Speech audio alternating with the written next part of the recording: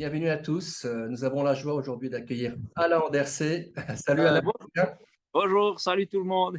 Bienvenue Alain, bienvenue à tous dans cette petite émission Naturellement surnaturel. Pour vous rappeler, le but de cette émission, c'est d'avoir des invités comme Alain, de pouvoir parler de Dieu, de la foi, du surnaturel, afin de susciter la foi dans nos cœurs pour vivre les mêmes choses. Alors Alain, t'habites où? T'es où là? T'es dans un jardin de France, de Suisse, d'Allemagne? Voilà, donc je suis dans un petit îlot, dans un village. C'est un îlot de verdure, parce que c'est vraiment chez moi, c'est là où j'ai mon atelier, où j'habite. Et j'ai fait pousser tout ce que j'ai pu parce que j'aime la nature. Et donc, ma maison, elle se voit au loin, on dirait vraiment un oasis, quoi. Ah, Donc, super. ouais, c'est chez moi, quoi. C'est en Suisse, ouais. Ouais. C'est en Suisse. Ah ben, si j'avais su, je serais allé dans mon jardin aussi. Mais la prochaine fois, on fera une autre Bah émission. ouais, on fait un concours de jardin, mec. Ouais, est-ce que tu peux parler un peu de toi? Alors, je pense que les gens te connaissent surtout par rapport à tes BD, c'est ça? Tu fais de la BD? Des livres? Ouais, alors, ouais, c'est comme ça que les gens ont commencé à entendre parler de moi. C'est parce que j'ai débuté avec des bandes dessinées. Et puis, sur le tard, bah, j'ai commencé à écrire aussi ce que je vivais, mon quotidien, avec des petites histoires que j'ai appelées Rendez-vous dans la forêt. Et puis, du coup, il y a des gens, ils m'ont connu plus avec les livres que les BD. Ouais, les vieux me connaissent par la BD et les jeunes par le livre. C'est la vérité. Puis ouais, je fais des lives, puis voilà, des trucs comme ça, des spectacles, des one-man shows, des contes, des concerts, enfin voilà. Un peu Waouh! tout à tout, quoi, avec tout ce qui est bon pour s'amuser. Et aussi du jardinage. Ouais, ouais, ouais, alors, ouais, ouais, c'est lié à la forêt, le jardinage. C'est souvent pour moi un temps que j'utilise pour passer avec Dieu. Ah ouais. Génial, mais justement, on va parler de tes moments avec Dieu. Alors déjà, de manière générale, alors, avant que j'oublie, je rappellerai à la fin, si les gens sont intéressés par tout ce que tu fais, les BD, les one-man shows, les vidéos, donc c'est auderc.com, Ouais, A-U-R-S-E-T, c'est ça? exactement. Ouais, .com, mais je le rappellerai à la fin. Ouais, puis c'est peut-être plus simple parce que des fois ça bug. Allez sur shop.oderc.com si c'est les livres que vous voulez voir. Ouais. Ouais, je vous encourage. Moi, j'ai quelques livres qui sont vraiment excellents. Il y a de l'humour, mais il y a aussi de la profondeur. Et tout ce qu'on va entendre aujourd'hui, vous allez le redécouvrir dans les livres, surtout dans le Rendez-vous dans la forêt. Et justement, Rendez-vous dans la forêt, tu as sorti le volume 3 ou 4 récemment? Tu vas le sortir bientôt? Alors, j'ai le 4 qui sera bientôt en pré-vente. Ça veut dire que tu peux télécharger l'e-book, mais il sortira que cet automne, au soir de cette année. C'est joli, hein? Ouais. Pas avant, je trouvais, au soir de l'année. Ouais. Alors, Alain, comme tu le sais, c'est le titre de cette émission, c'est Naturellement surnaturel. Est-ce que tu penses que le surnaturel, c'est aussi pour nous aujourd'hui, ou alors c'était spécifiquement seulement pour le temps de Jésus, pour montrer qu'il était le Messie? Comment tu vois ça? J'adore cette question dont tu sais déjà la réponse. Ah bah, il y en a qui croient ça, hein, qui disent oui, il fallait attester. Ah oui, oui, oui, oh là, quelle surprenante question. Bah oui. Bah ouais, ouais. Non, mais en fait, je pense qu'il ne faut pas forcément chercher le surnaturel, il faut chercher Dieu. Et le Hmm, surnaturel est un effet secondaire du fait que tu cherches Dieu, tu vois. ouais. Et je pense que c'est une meilleure attitude. Et, et ben, tu vois, moi, je vais à la forêt ou dans mon jardin et je cherche pas simplement à faire de la prière, je cherche à passer un temps avec lui, où je lui partage mon cœur, je lui dis ce que je ressens là où j'en suis, mais aussi des fois où, parce que je pense que c'est comme une amitié, il faut pas juste parler de soi, il faut aussi s'intéresser à l'autre. Hmm. Et même si l'autre est quelqu'un d'extraordinairement éternel et puissant et avec des, en tête des univers qu'on peut pas comprendre, mais tout ça, je pense que c'est quand même bien de savoir ce qui se passe auprès de lui. Eh ben, il se met à notre niveau et il saura nous expliquer ce qu'il a bien envie de partager, tu vois. Et donc, du coup, c'est ça que je cherche. D'accord. J'arrive pas toujours, des fois, je suis pas là. Je vais au moment de prière, mais je suis pas là. Je suis dans mes trucs, je suis pas concentré, je sais pas.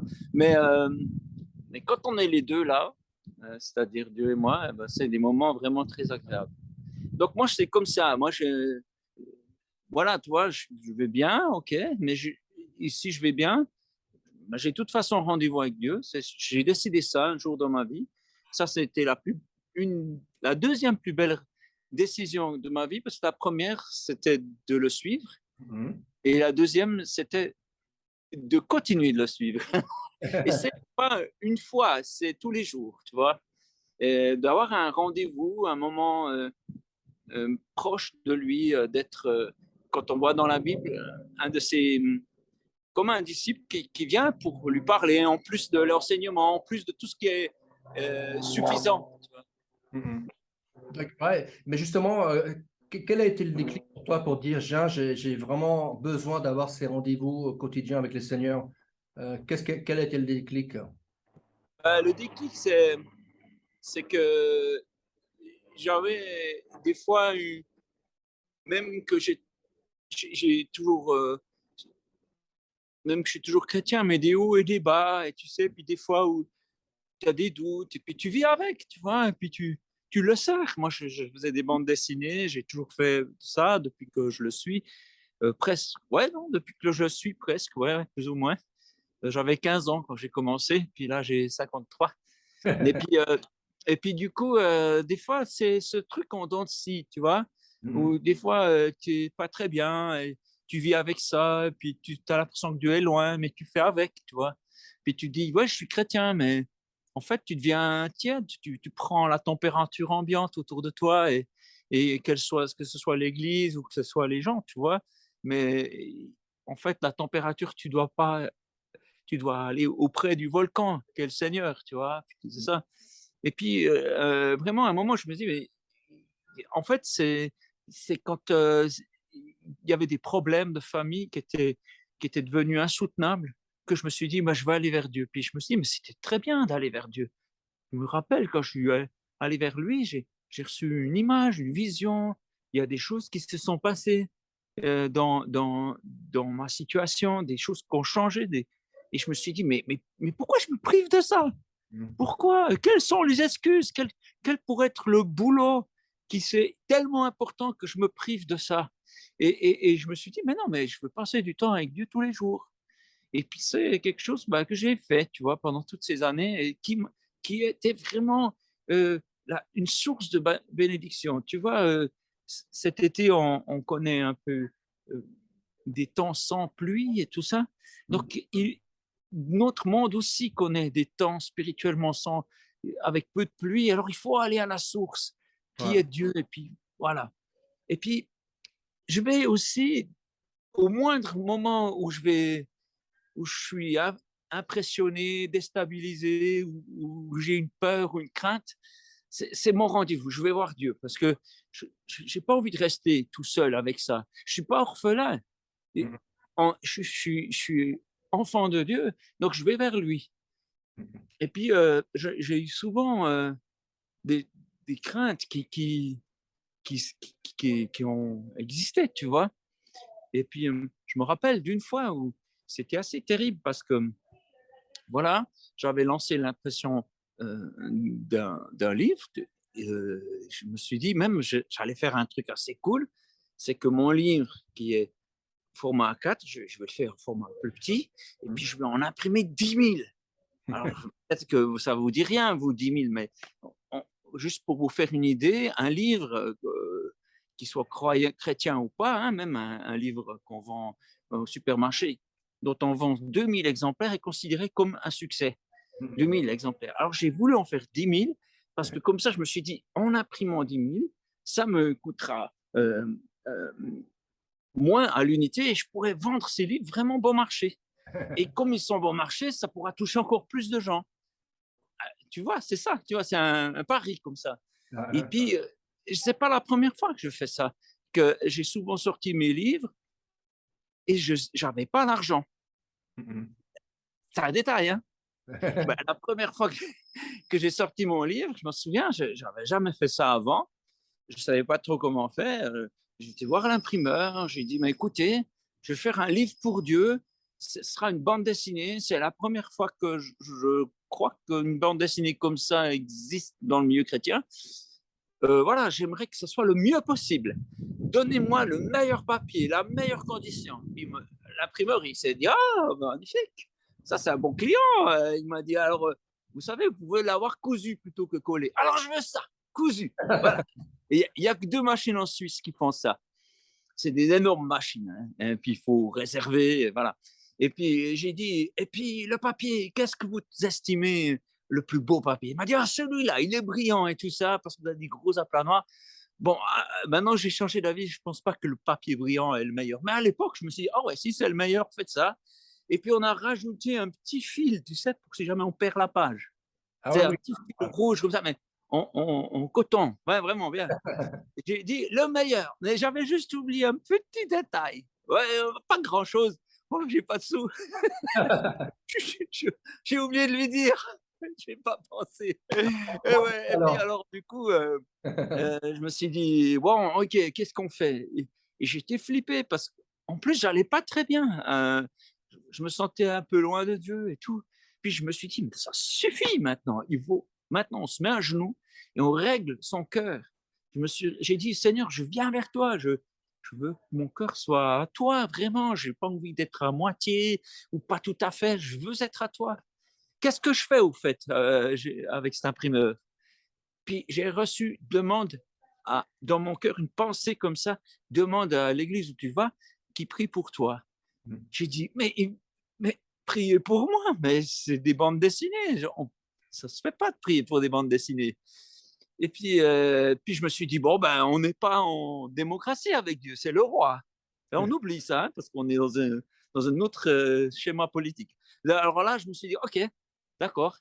J'étais téléphoné ou j'étais voir le pasteur qui est un ami. J'ai dit, écoute, est-ce que vous serez d'accord de prier ce mercredi, la rencontre de prière, de prier pour mes BD. J'étais gêné parce que je me suis dit, mais je sais pas, même qu'on demande de prier pour moi, c'est pas, je fais pas ça moi d'habitude, tu vois.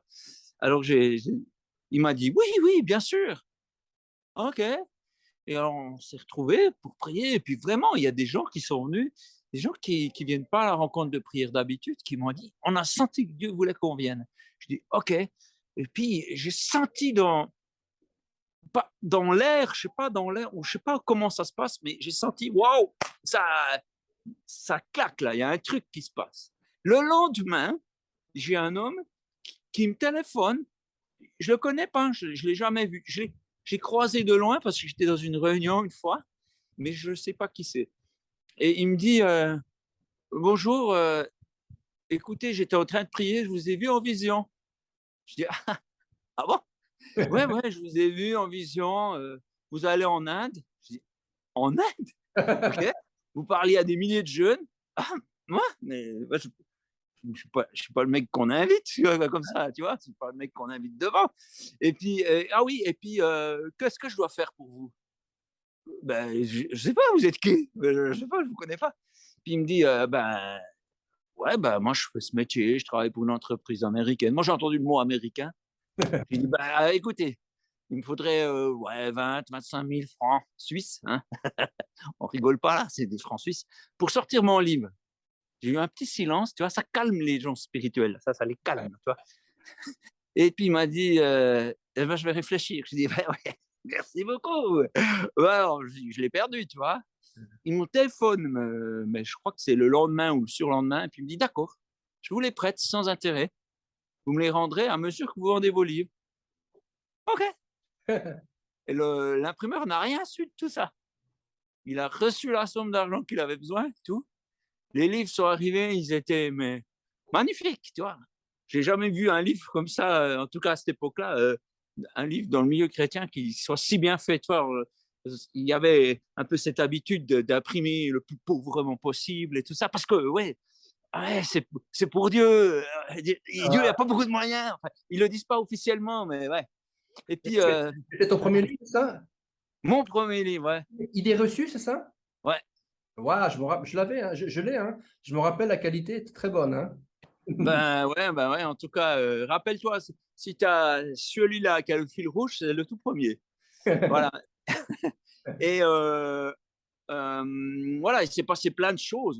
C'était dingue, hein, c'était la folie. Parce qu'après, j'étais avec ces livres-là, et puis j'ai dit, mais qu'est-ce qu'on fait? Et puis, j'ai téléphoné à un copain, enfin, à l'époque, ce n'était pas un copain, c'est un prédicateur qui m'avait impressionné parce qu'il a été plein de fois. Il s'appelait Paul, et j'ai dit, mais Paul, qu'est-ce qu'on fait? Je vais sortir. Il m'a dit, il faut que tu sois dans le monde, il faut que tu annonces aux journaux, à la télé, il faut que tu… Ah, ok. Dans le monde, donc au centre culturel. Hein. Ouais, bon, ouais, ok, d'accord, d'accord. Et un autre ami m'a dit, mais surtout, téléphone pas à la télé parce que la télévision nationale, elle déteste les chrétiens. Et il y a eu, même cite des exemples de gens qui se sont fait descendre par les médias, puis qui se sont fait traiter de secte et tout ça. Puis je me suis dit, ah, ok, ben, j'ai téléphoné alors, en espérant qu'ils disent non. C'est bizarre, hein? C'est bizarre. C'est bizarre. Mais là, j'ai fait ça. Et puis, j'ai raconté, et j'ai pas caché que j'étais chrétien. Au contraire, j'ai expliqué, ben voilà, je vis ça comme ça. Et puis, je suis pas dans une secte, quoi, mais je crois en Dieu. Et puis, j'ai fait ces bandes dessinées, et puis j'en ai imprimé tant. Et puis voilà, puis ils ont dit, OK, on arrive. Oh, Tu fais un reportage? ils arrivent. Oh mon Dieu, ils arrivent. Et puis alors, donc, du coup, je ne savais pas, c'était juste après le journal télévisé. Et, et tu sais, j'ai choisi la date qui était possible pour j'ai loué une salle, tu vois. J'ai jamais loué une salle avant ça, jamais. J'ai loué une salle. Et puis, la seule date. Mais alors, si tu ne me crois pas, si les gens doutent, il faut qu'ils aillent voir sur Internet. La seule date de livre était le 11 septembre 2001. C'est bon, il ne se passe rien le 11 septembre 2020, ça va? Je me rappelle, j'ai les livres qui arrivent, et puis il y a un mec qui déboule, puis dit c'est la Troisième Guerre mondiale. Il y a les Américains qui ont été attaqués. Puis je me suis dit mais qu'est-ce que je vais faire avec mes livres? C'était vraiment ce jour-là? Oui, c'est dingue. Puis, en fait ils ont passé, après le journal télévisé, dans ces jours-là, je ne pense pas que c'était le jour même, mais dans ces jours-là, ils ont passé, après le journal télévisé, que, que, que voilà, j'ai sorti mon livre et tout ça. Et tout le monde regardait la télé tout le temps parce qu'ils avaient peur que c'était la fin du monde ou notre guerre. Ils voulaient savoir à quelle sauce ils étaient mangés. Et donc, comme je passais juste après le journal télévisé, tout le monde a vu. C'est dingue, j'aurais voulu organiser ça moi. Je pense que j'ai eu le taux d'audience le plus grand de l'histoire, tu vois, Wow. suisse. Ouais, alors, okay, du coup, alors ce qui s'est passé, c'est que bah, j'ai tout vendu en 3 mois. En 3 mois, 10 000 exemplaires? Alors, j'ai sorti. Alors là, attends, je confonds deux choses. Mon premier livre, c'était 5000 exemplaires. D'accord. Ouais. Ouais, les 10 000, c'est après, c'est une autre histoire, tu vois. Ouais. Désolé, hein, si je suis confondu. Ah non, si, je comprends bien. Voilà, donc Ouais. du Les, coup, les 5000 premiers, ouais, parce qu'en fait, j'ai ouvert une énorme parenthèse. Je fais tout le temps ça. Si tu vois mes lives, c'est tout le temps ça. Et puis, du coup, voilà, 5000 livres qui ont été vendus comme ça. En 3 mois, j'ai remboursé le gars qui n'en revenait pas et puis qui m'a reprêté pour réimprimer 3000 nouveaux livres. Il a fallu réimprimer et tout ça. Et moi, j'étais étonné que, en fait, même des gens non chrétiens venaient acheter mon livre. Et pourtant, mon livre, il parle vraiment de la croix du Seigneur et puis il remet en question. Et je me suis dit, qu'est-ce qui se passe? C'est pas du tout ma vision du monde, tu vois? Ma vision du monde, c'est que comme on est chrétien, on est dans un coin, puis les autres dans l'autre. On ne se dérange pas. Puis là, je voyais pas ça, quoi. Je voyais des gens pas croyants qui voulaient mon livre, qui l'achetaient pour leur entreprise, pour le distribuer à tout le monde. C'était incroyable. Alors du coup, ben là, quand même, pour la petite histoire, on a, je sais, j'ai pas les chiffres, les derniers chiffres que j'ai, ils datent de quelques années, mais on avait vendu 64 000 livres. Waouh, gloire à Dieu. Du même, hein, le même. Il Là, je est, pense qu'on va être à 70 ou 100 000, je sais pas, tu vois. Ouais, idée reçue numéro un, c'est ça? Ouais. Waouh, c'est parce qu'il me semble qu'il y avait une suite aussi, numéro 2. Ouais, après, il y a le 2, le 3, puis après, il y a eu Marcel, il y a eu Billy Crunch, Robbie, qui a amené beaucoup de gens au Seigneur. Et il y a eu aussi, maintenant, je suis sur une série qui s'appelle Asvaltia. Ouais, ouais. Et puis, au bout d'un de ces moments-là, il y a eu Rendez-vous dans la forêt. Waouh. Et donc, du coup, pour toi, le démarrage de tout ça, c'est un temps régulier avec Dieu, c'est ça? Ouais, je pense que c'est la clé. Mais c'est pas un temps recette. C'est pas un temps, il faut prier de temps et tout ça. C'est un temps où vraiment tu cherches la face de Dieu. Alors, c'est un texte dans la Bible qui dit chercher la face de Dieu. Ça peut se dire c'est bizarre, chercher la face de Dieu. C'est que tu cherches pas juste son attention, tu veux l'avoir en face de toi. Tu veux Mm. voir ce qu'il ressent, tu veux sentir ce qu'il comprend, qu'est-ce qui se passe, comment il voit la chose, tu vois. Mm. La face de Dieu. C'est pas juste son oreille, c'est pas juste son attention. Tu comprends? C'est plus. Et pour revenir, je ne sais pas si on a le temps, mais Ah pour oui, revenir, bien sûr, hein. voilà, donc je vais dans ma vie d'artiste, comme ça, je continue. Et un jour, j'imprime ces 10 000 livres en petit format pour qu'ils soient moins chers. C'est là, je reviens à la fin de ma parenthèse. Et comme d'habitude, je me suis dit, bah, Dieu va pourvoir, tu vois, comme il va le faire comme d'habitude. Alors, il y a eu un problème d'électricité. Je commençais à devoir installer des trucs électriques, tu vois, parce on s'agrandit un petit peu. Et puis, il s'est passé un truc. Et ça, pour moi, c'était pas normal. Pour moi, Ouais, c'est pas naturel, tu ouais. vois. C'est que j'ai commencé à recevoir des factures comme quoi je payais pas et des avis de poursuite. Et pour moi, ça, c'est surnaturel. Parce que ça, je me dis, mais d'habitude, Dieu me répond, qu'est-ce qui se passe? Je ne regarde pas sur les ventes pour savoir si je vais m'en sortir, je regarde sur Dieu, tu vois comment. Et là, je me suis dit, mais qu'est-ce qui se passe d'habitude? Et il répond. Voilà. Et puis, et j'ai dû téléphoner à l'électricien et lui dire, ben, écoutez, je ne sais pas ce qui se passe, j'ai plus d'argent, mais il ne faut pas m'envoyer aux poursuites, il ne faut pas envoyer des huissiers parce que ce n'est pas de la mauvaise volonté, je vais vous rembourser. Puis il me dit, ben, vous allez rembourser combien chaque mois? Mm. Et je n'avais pas d'argent qui venait, alors je sais pas. Puis il m'a dit, ben ouais, mais il faut être sérieux et tout. Ben, j'ai dit, est-ce que je peux vous rembourser 500 francs par mois? Il m'a dit oui, parce que j'ai pensé, mais parce que j'attends quelque chose, mais j'attends quelque chose de Dieu. Je ne veux pas lui expliquer ça, ça va lui faire peur.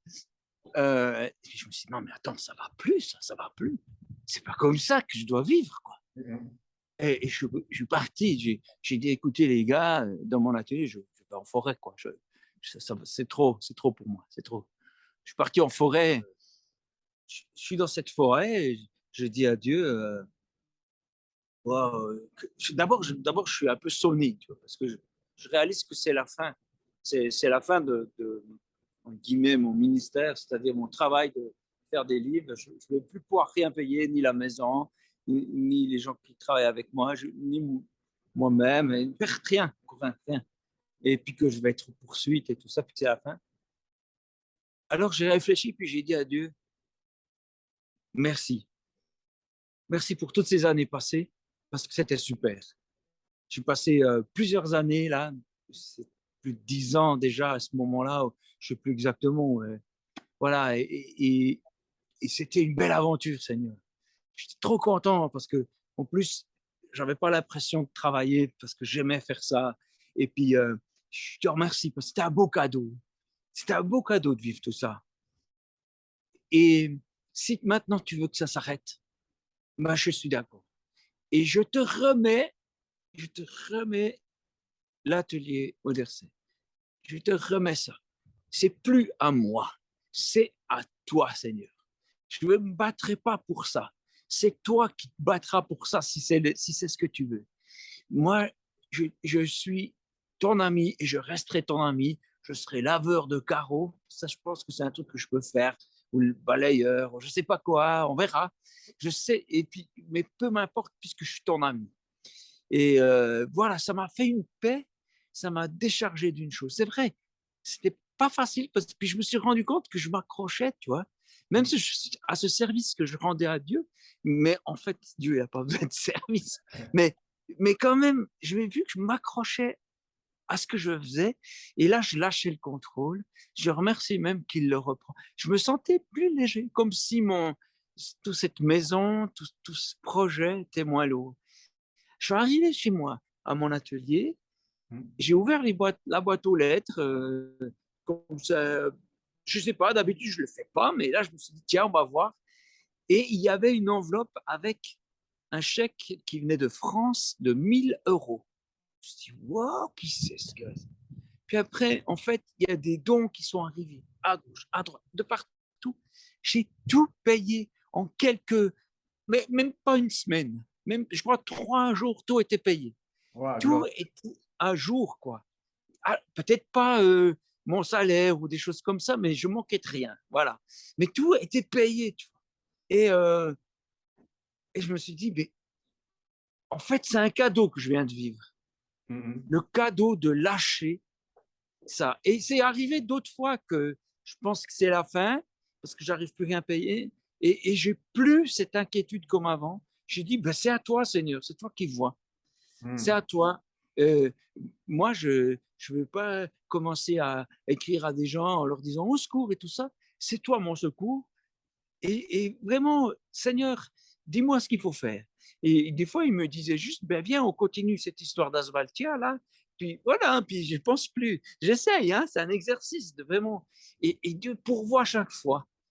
Et c'est ce jour-là que j'étais libéré de ce poids. Donc oui, je vis dans le surnaturel au quotidien. Et en comptant sur lui. Et pour moi, le surnaturel, c'est quand il cesse d'être là. Mais ça ne veut pas dire que je vois des anges, qu'il y a du volcan, que la terre s'ouvre. Tu vois. Mais je vis, j'essaye d'apprendre à faire des siestes avec Jésus dans une barque alors qu'il y a la tempête. wow, Et on dort très bien.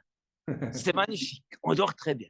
C'est vrai, on apprend comme ça. Parce que notre paix, elle ne dépend pas de ce qu'il y a autour de nous.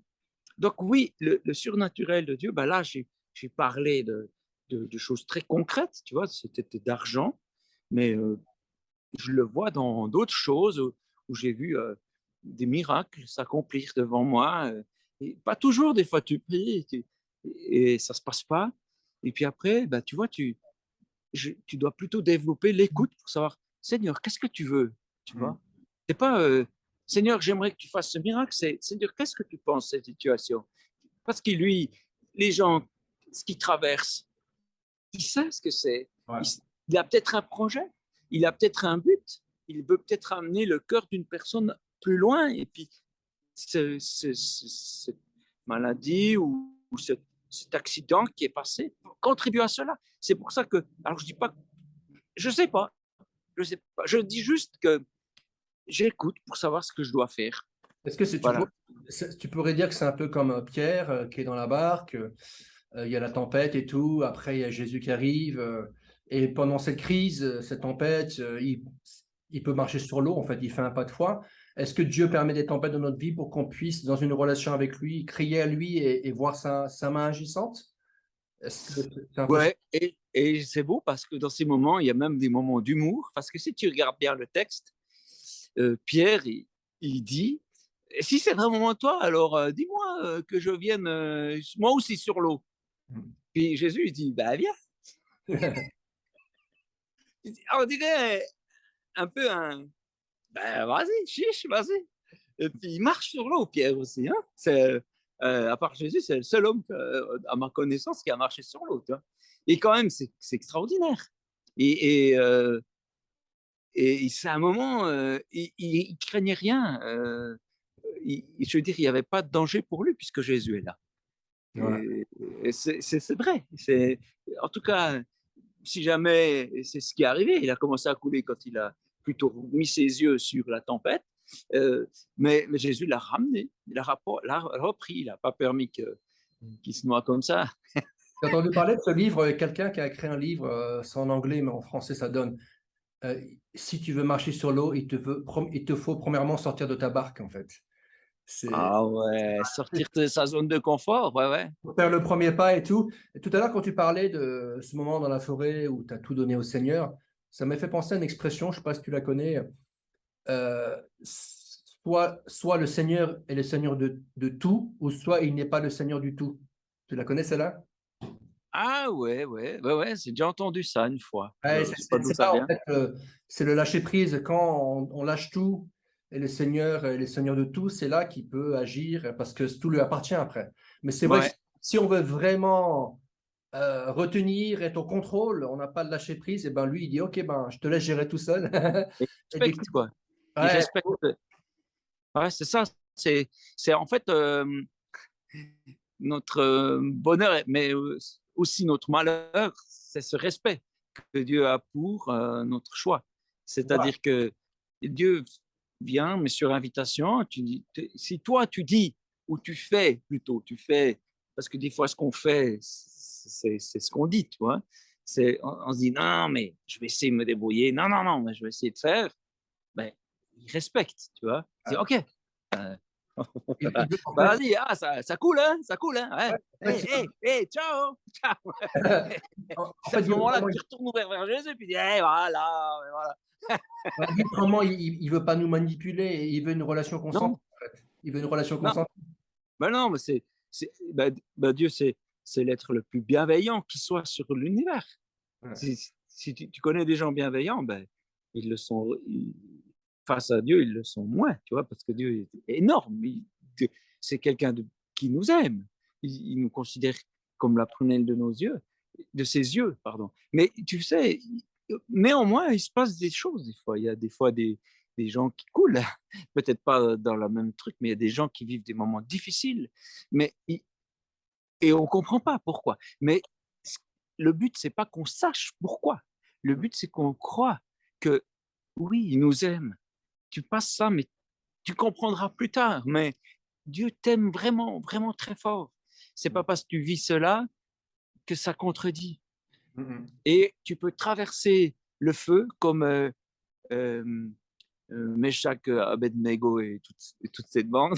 Je sais plus, dans le livre de Daniel, qui traverse le feu, là, comme ça, et sans que ce feu te touche ton âme, tu vois. Et tu vois, ils étaient trois dans le feu, puis il y en avait un quatrième avec eux. Puis je crois que Dieu, il t'accompagne quand tu traverses des moments difficiles. Wow, en tout C'est, cas, c'est ce qu'on retire de ton témoignage, c'est cette relation, proximité avec Dieu, qui n'est pas dépourvue de galère, mais en fait, comme tu as tout donné à Dieu, tu vois des miracles. Et aujourd'hui, je crois que tu as vendu plus de 100 000 livres, c'est pas ça, non? ah ben, ça, c'est plus ou moins le premier. Maintenant, avec les autres, je sais pas, ça doit être bien plus. Ah, Waouh! je suis pas très à jour avec mes comptes, là. Enfin, mes chiffres et tout ça. Il faudrait que je calcule une fois. Mais Dieu a fait encore d'autres miracles, hein. On pourrait faire 18 d'émissions, hein. Ouais. Ah ouais, comme avec le dessin animé, là. Mon On, Dieu. on en refera du coup, hein, Ouais, ouais, je ouais. te réinviterai. Est-ce que pour conclure, tu pourrais, avant de prier pour ceux qui nous regardent, donner un conseil? Le premier conseil que tu as donné, qu'est-ce qui te vient à l'esprit? Dieu aime les petites choses. Aime toi aussi ces petites choses, c'est-à-dire ces petites pensées qui sont bonnes, que tu lui offres, ces petits temps, même si c'est 5 minutes, où tu t'adresses à lui. Ces petites choses-là, elles déplacent des tonnes d'éternité. Hein? Et parce qu'elles sont importantes aux yeux de Dieu. C'est pas seulement ce qui frappe le regard que Dieu aime. Lui, il aime ces petits détails de ta personnalité, ces moments que tu lui accordes, ces petites attentions autour de toi, auprès des autres, à ton époux, ou à je ne sais pas qui, ces petites attentions d'amour, ça a de la valeur pour lui.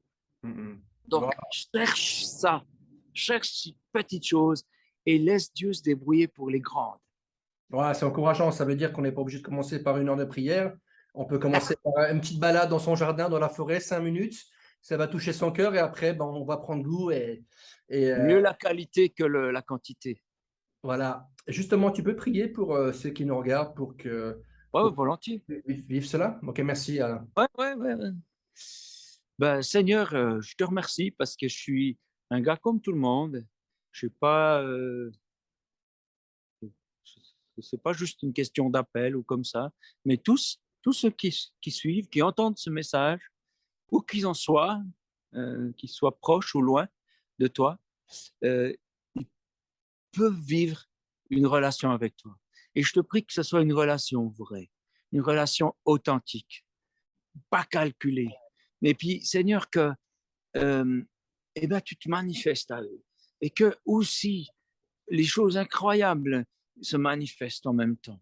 Mais Seigneur, qu'elles soient toutes habitées par toi.